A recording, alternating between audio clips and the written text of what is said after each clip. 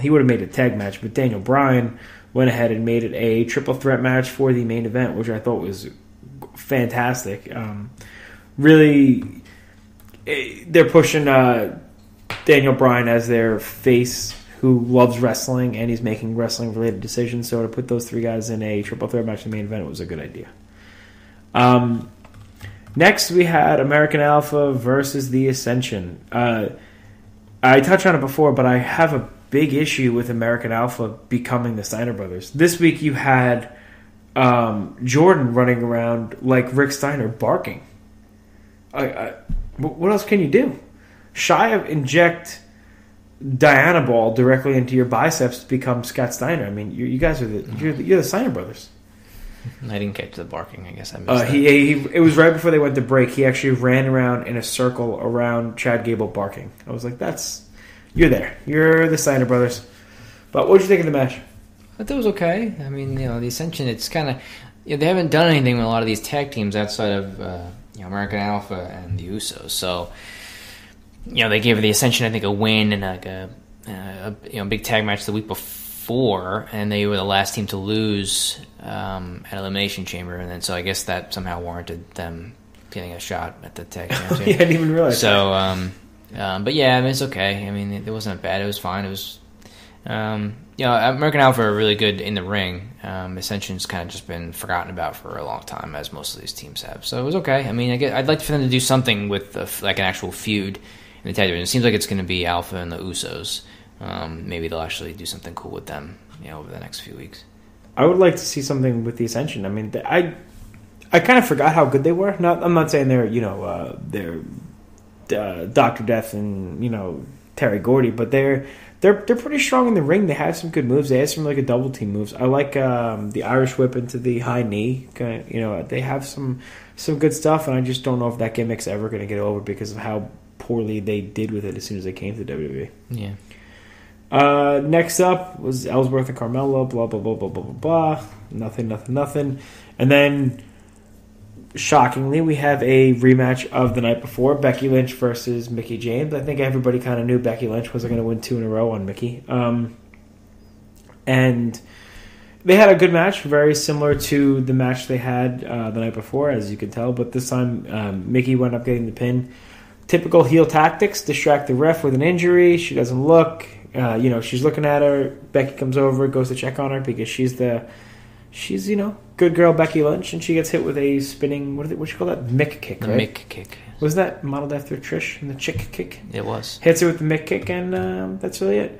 I don't know what they're really going to do going forward, as these girls are not in the title picture. So, like you said, it could be a multi-woman match at Mania. Then you had Naomi come out, and she talked a little bit, and she said that she got hurt. And then Alexa Bliss came out, and she killed that promo. I thought she was awesome. She plays her character very, very well. Might be because she's into cosplay. You know what cosplay is?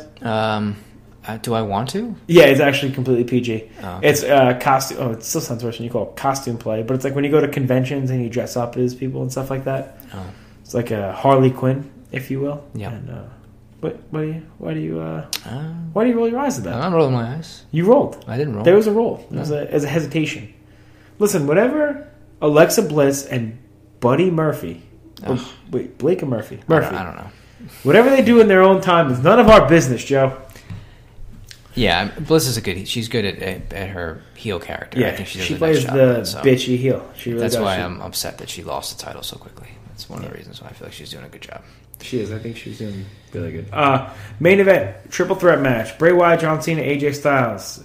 Finally, the champion comes out last, which they haven't done in God knows how long, only to be surprised with Luke Harper. And Luke Harper kind of throws Bray around, slams him into the steps, beats him up a little bit, and then, puts his hands up and says, okay, and he walks out. This match, I mean, what can you say? You have 3 guys that can really work, and John Cena and AJ, they just have a really good chemistry. They're just very competent in the ring, of course, but you threw Bray Wyatt into the mix and nobody missed a beat. I think it was a very strong match all around. Did you expect Bray Wyatt to keep the title? Yes. Yeah, so did I. I'm worried about what this is going to mean for AJ Styles going forward. It's going to be AJ and Shane O'Mac. Yeah. Do you feel like that's a waste of AJ? I mean, it's not what I would have him doing at the show. I mean, I would have done a lot differently as far as all these guys and what their directions would have been going into the show. But I just hope he wins at this point. If that's what they're going to do, if they're going to do him and Shane, that's where we're at. I just hope that he wins. I was disappointed last year when he lost to Jericho. I thought that was kind of unnecessary. Paying your dues, I guess. Right? So to have him fight Shane here, I am concerned that he would lose again, because I'm pretty sure last year they wanted Shane to beat Undertaker. So if they were going to have Shane beat Undertaker, there's then no problem him beating AJ Styles. Sure, they won't have a problem with him beating AJ Styles by jumping off the roof of whatever building they're or shooting somebody at this point. Yeah. So back to the match. I mean, there's nobody better in the ring right now than AJ Styles. I've said it before. I'll say it again. I'm not okay with Cena kicking out of the Styles Clash every single time. It really bothers me. I don't know. Is it? Hey. It bothered me when Jericho kicked out of it, like in Styles' first couple matches. Oh, yeah. Where I was like, I forgot about that. That's annoying. Yeah. Because I think I was definitely not expecting it, because it's such a really good move, devastating move. So at this point, I think I'm just kind of used to it. So I'm kind of numb. You're desensitized to it? Yeah. But it is what it is. Would you like the match? You love the match? Hate the match? What did you think? It was a very good match. I think 6 stars? No, come on now. No such things exist. I played 3 3/4, something like that. Really? I went 4 stars on it. I kind of wish I got more time. SmackDown, there is 0 overrun though. It's like the one time you want there to be a 15-minute overrun when you have these 3 guys in the ring. No, you better get that shit off the air so Chrisley Knows Best can come on. That's all I know. I enjoyed SmackDown though, as I do every week. What would you give SmackDown? Well, let's do real quick. Just talk about the post-match angle where they had Orton. So Orton came out, and after Wyatt had retained, and basically said that as long as they were kind of a team, and Wyatt was like the master and Orton was the servant, that he would not challenge for the WWE title. So the idea at this point is that he's not going to face Bray at WrestleMania as long as Bray is still the champion. So they announced a battle royal for next week to determine the number 1 contenders. So we'll see. Obviously, I don't think it's going to wind up that way. It's going to wind up with Orton facing Bray at Mania. I think that's the plan. So I guess this is just kind of like a storyline twist to see how they get there.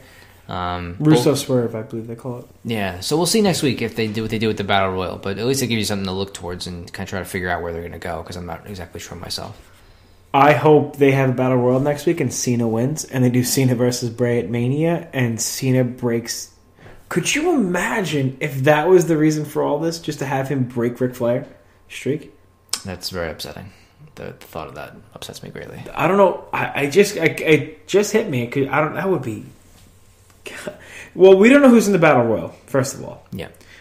And if you're going to have the guy who wins a Battle Royal get a title shot at Mania, I'd like to see them do it where you have the Battle Royal maybe down to the last 4, the last 3, turn into a triple threat match, so there's a little more meaning to it. It's not just a battle. It's not just the Andre the Giant Memorial Battle Royal that you win and it doesn't matter, you know. So I guess we'll see. I think BK had said, and I think we all kind of agree that Luke Harper's probably going to win, and then they're going to do, well, at least, I know you're not sold on the Harper thing, but I think Luke Harper's going to win, and then Bray's going to ask Randy to take part in the match, and you're going to have Luke versus Randy Orton versus Bray Wyatt in a triple threat at Mania. Yeah, I mean... Although you did bring up that Luke Harper hasn't had a singles win since... I just don't think he has any credible singles wins as a singles wrestler. Like, he just split off again, right, from the Wyatt family. He lost to Orton a couple of times now. The only time I remember him having any sort of significant singles run was when the Wyatt family first split up, right, and Bray kind of set them free, I think, at one point, and Luke Harper won the IC title for about like 6 weeks, I think, and that was maybe 2 years ago. Outside of that, he hasn't done a whole lot, right? I think they got put back into the Wyatt family, then he got hurt. He just came back a few months back, so he was in the Wyatts again, and then now he just split off. So I think to put a guy like that in a main event title match at WrestleMania seems like a bit of a stretch unless you build him up and give him some credibility. So to me, he doesn't really have that right now. They may not care about such things as much as I do. Do you think that a Battle Royal, is there a way of circumventing the whole winning streak thing? Because at Battle Royal, you have that anybody can win kind of thing, and you don't necessarily have to earn it. That might be their way of being like, hey, he earned it in the Battle Royal. He didn't win a million matches, but, it was anybody's game. Yeah, it could be. I mean, I think that's sort of what they do with the Rumble, too, right? Like, you don't necessarily have to be on, like, some sort of crazy winning streak to get a shot. All you have to do is be in the company for over 20 years, apparently. Yeah, so it could be that. But we'll see. I guess the Battle Royal is next week, so it's interesting. I gave the show a C+. I went with actually a B. I really, the main event really set home for me, so... That's it for SmackDown. How are we looking on time? Where are we at? Do we have time for NXT and stuff like that? I'm guessing no. Getting a little late, getting a little long in the tooth here. A little bit. It's almost midnight here on the East Coast. I luckily have off tomorrow. Joe unfortunately does not. So anything we're looking forward to next? Like you said, we're looking forward to the Battle Royal. Yeah. I think next week.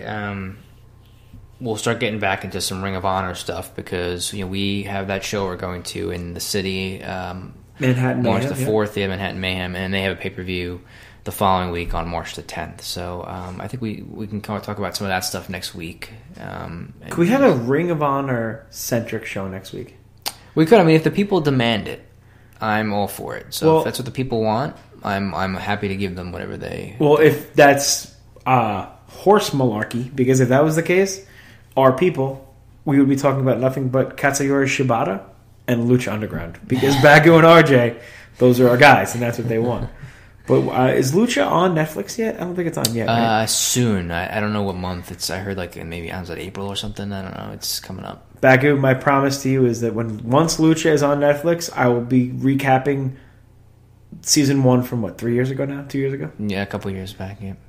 Retroactive, buddy. We're here for you. Can he give me his Netflix account so I can watch? Because I don't want to pay how much it is a month. It's $7.99 for God's sake. Is it? Yeah. I thought it got raised. I thought it was like $9-10 now. No, I think just to watch Lucha. I think I'm grandfathered in. Feels like a lot. Well, yeah, I guess it could be, but 80. You figure it's I'll just pay for Flow Slam or whatever the hell it is too, right? $20 a month to watch some indie show with people I don't know much about. Whoa, that's a very... No, it makes a lot of sense to charge double the WWE Network for. You know what? I think you're just getting a little frustrated. I think it's a little late. I think I think you're just getting a little cranky now. I'm just spitting the truth, my friend. This is what I do. Well, state the facts. Well, to be fair, if you're going to charge $9 for an Evolve show, right, on Flow Slam. Mm-hmm. And $9 for one show, you get $20 for a month. I think the WWE Network could be probably about $20 a month, $20 a month, and people would still pay it. Sure, yeah. Because you got to figure those people are probably spending $60 a month on one pay per view anyway, and the content you get for $10 a month is insane. Don't get me wrong. Yeah. So, way to go WWE by setting the bar so low that's how they're trying to put the indie companies out of business. Those dicks. On that note. Before we fall asleep on air, Facebook.com/allnightlongwp, Twitter at allnightlongwp, Spreaker.com/show/ANLWP. Like us, share us, review us, send us hate mail. I don't care. Just Joe. I'll tweet everybody my address if you want to do that. That's not a problem. But listen, it's in writing. That's a written contract. Sure. Yeah, I'll do it. I don't care. And this is where we are at. We appreciate you guys listening. As always, yet another week. He's a Stallion. I am the Enforcer. And we are tapping out.